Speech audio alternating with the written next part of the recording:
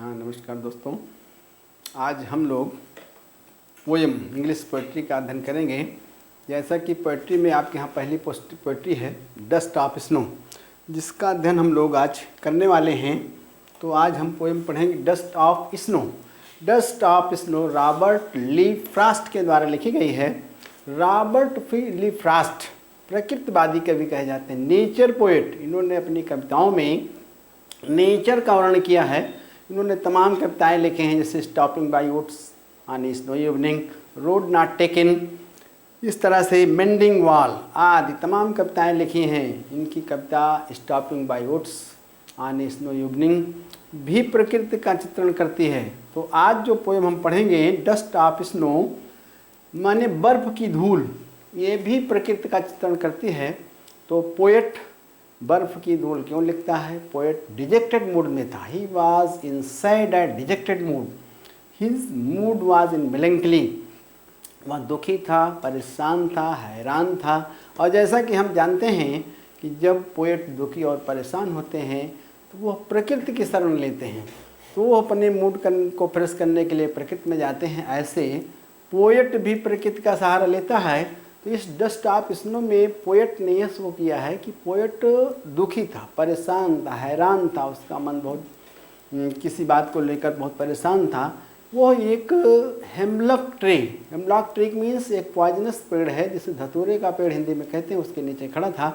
और उसी समय कवि ने उसके ऊपर धूल झाड़ी, मीन्स उसने हेमलॉक ट्री को हिलाया और पेड़ से धूल उसके ऊपर जाकर के पड़ती है। पोएट का मूड बदल जाता है और वो ये एहसास करता है कि इस कवे ने अर्थात बर्फ की धूल ने, जो हमारे ऊपर धूल पड़ती है, इस धूल ने मेरे दिन का बचा हुआ समय शेष भाग बचा लिया, मेरा समय बर्बाद होने से बचा लिया।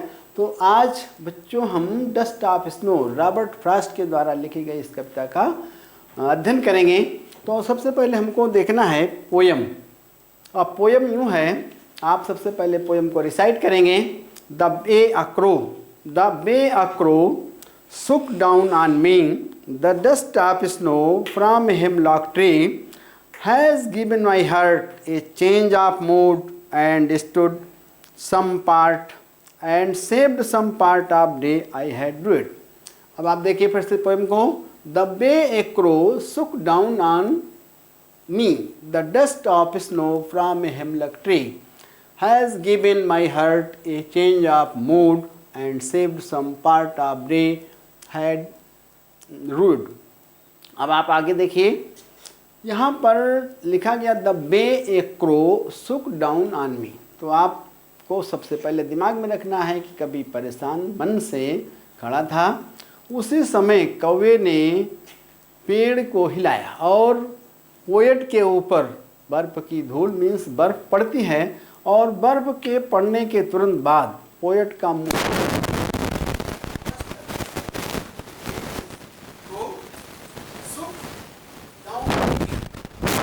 जैसे ही कवि ने बर्फ की धूल को हिलाया, अर्थात उस पेड़ को हिलाया। कौन से पेड़ को? सेक सुक सेकिन। अब आप फिर से देखिए meaning. The way a crow shook down on me, the dust of snow from hemlock tree. The way माने जिस तरीके से, क्रो यहाँ पर कौवा एक ऐसा पक्षी है जो हार्स का प्रतीक है, दुख का प्रतीक है, सारों का प्रतीक है। Down on me the dust of snow, dust of snow माने बर्फ की धूल। From a hemlock tree, hemlock tree means एक पॉइजनस पेड़ है। ये पॉइजनस पेड़ हिंदी में इसे धतूरे का पेड़ कहते हैं।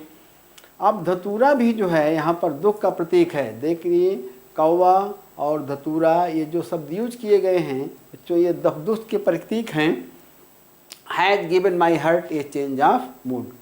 तो the way a crow shook down on me, poet जो है दुखी मन से उस धतूरे के पेड़ के नीचे खड़ा था। धतूरा मैंने आपको बताया दुख का प्रतीक है। और कवि ने उसी समय उस पेड़ को हिलाया और उसके ऊपर बर्फ की धूल पड़ती है। बर्फ भी दुख का प्रतीक है। The dust of snow from a hemlock tree has given my heart a change. जैसे ही, as soon as the crow shook the hemlock tree, it change the melancholy, it change the sad mood of the poet. जैसे ही कौवे ने वो पेड़ हिलाया, धतूरे का पेड़ हिलाया, उसी धतूरे के पेड़ के हिलने के साथ साथ जब पोएट के ऊपर बर्फ की धूल पड़ती है तो उसका मूड तुरंत बदल जाता है, चेंज ऑफ मूड। और मूड कैसा था? पोएट का मूड सैड था, he was in sad mood, he was in dejected mood, he was in frustrated mood. As soon as the crow shook the hemlock tree, it immediately changed the dejected mood of the poet। जैसे ही कवि ने पेड़ हिलाया, poet का दुखी मन बदल जाता है। Has given my heart a change of mood and saved some part of a day had ruined। अब यह चीज, यह बात पोएट के बचे हुए दिन, जो दिन उसका शोक और पछतावे में जा रहा था, उस समय को इस धूल ने बचा दिया। अर्थात यहाँ पर पोएट ये कहना चाहता है कि पोएट बहुत दुखी था, बहुत परेशान था, हैरान था, डिजेक्टेड था, फ्रस्ट्रेटेड था।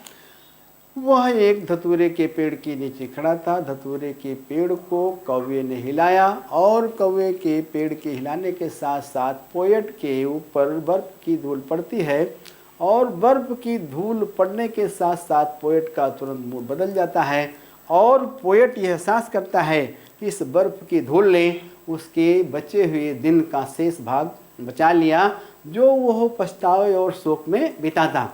यह पोयम का आपने सेंस देखा। पोयम बहुत छोटी है।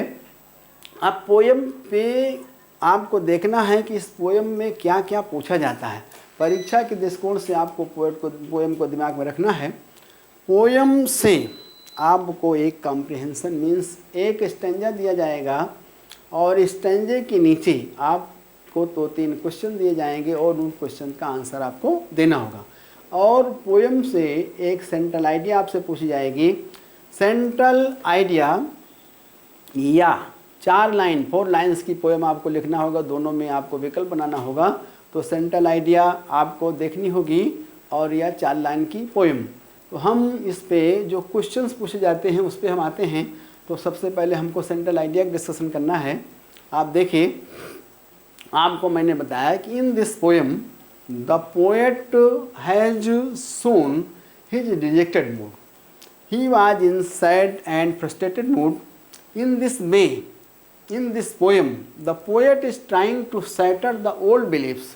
यहाँ पर पुराने विश्वासों को सैटर करने की बात कर रहा है। That are considered as ill omens. पुराने समय में कुछ ऐसी बातें हुई करती थी जो अपशकुन का प्रतीक होती थी। इस पोयम के माध्यम से वह उस शकुन की बातों को हटाना चाहता है। He presents his mood through the example of crow. तो just to change, he presents his mood through the example of crow and hemlock tree.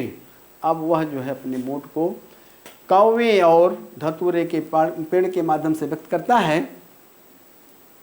कौवे और धतूरे के पेड़ के माध्यम से व्यक्त करता है। They are considered as ill omens. यहाँ पर कौवा भी और धतूरा भी दोनों ही दुख का प्रतीक माने जाते हैं। He tries to find out goodness from the bad ones. इसको आप सही कर लेंगे। यहाँ पर गुडनेस है, गुडनेस की जगह पे ये गुडनेस है। फ्रॉम द बैड वंस, वह खराब चीज़ों में से अच्छी चीज़ों का तलाश करना चाहता है। According to the poet nothing is good or bad. यहाँ पर आप देखिए आर के बाद बैड है। Nothing is good and bad, जैसा कि हम जानते हैं कि nothing is good and bad in this world, it is our thinking that makes it so. इस संसार में कुछ भी अच्छा और ख़राब नहीं है, बल्कि हमारी विचार और भावनाएं हैं जो इसको ऐसा सोचने के लिए मजबूर करती हैं। The poet is in sorrowful mood. अब पोएट दुखी मुद्रा में रहता है, आपको मैंने पहले बताया। दस ही यूजेज हार्श डार्क अगली crow and not sweet singing birds. तो पोएट जो है दुखी मूड में रहता है। इस दुख को व्यक्त करने के लिए उसने हार्श क्रो का यूज किया, poisonous tree, poisonous hemlock tree का यूज किया, ना कि किसी सुंदर चिड़िया का, सिंगिंग बर्ड का वर्णन किया हो। तो अब आपने देख लिया कि in this poem the poet presents his sad mood. He also presents that old beliefs are considered, there are some old beliefs, they are considered as the symbol of ill omens। He tries to find out goodness from the bad once.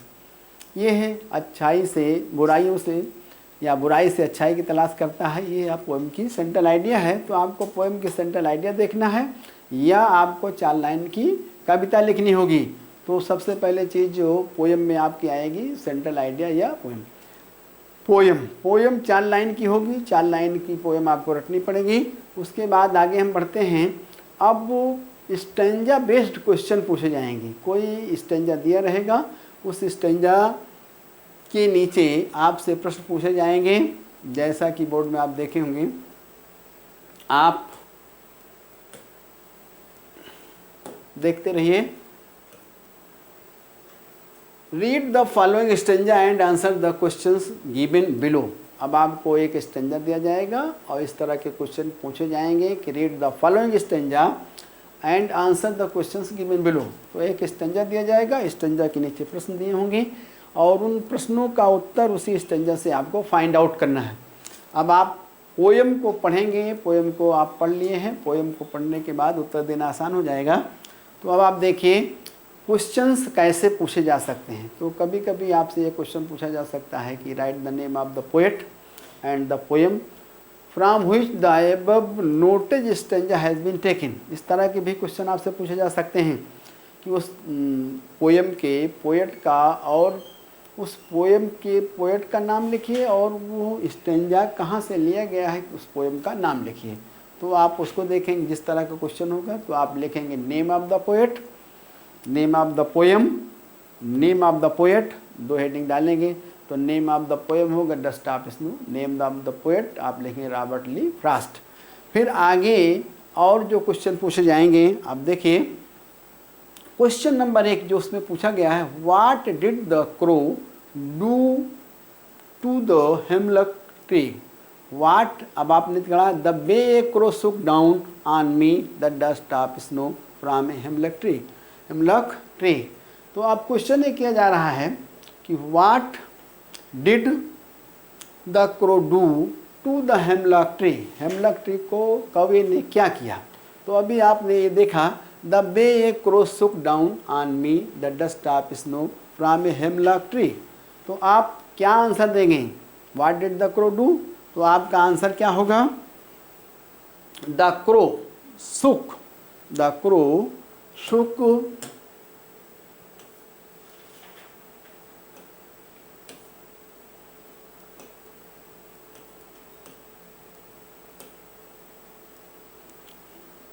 The crow shook the hemlock tree. अब आपसे question किया गया कि what did the crow do to the hemlock tree. तो कौवे ने पेड़ को क्या किया, धतूरे के पेड़ को। तो आपका आंसर क्या होगा, the crow shook the hemlock tree. कौवे ने धतूरे के पेड़ को हिलाया। अब सेकंड क्वेश्चन इसमें बनता है what was on the tree. अभी आपने देखा what was on the tree, the way shook down on me the dust of snow from a hemlock tree. जब कौवे ने धतूरे के पेड़ से को हिलाया तो उस पे से क्या निकला, डस्ट ऑफ स्नो। अब आगे क्वेश्चन क्या किया जा रहा है कि what was on the tree.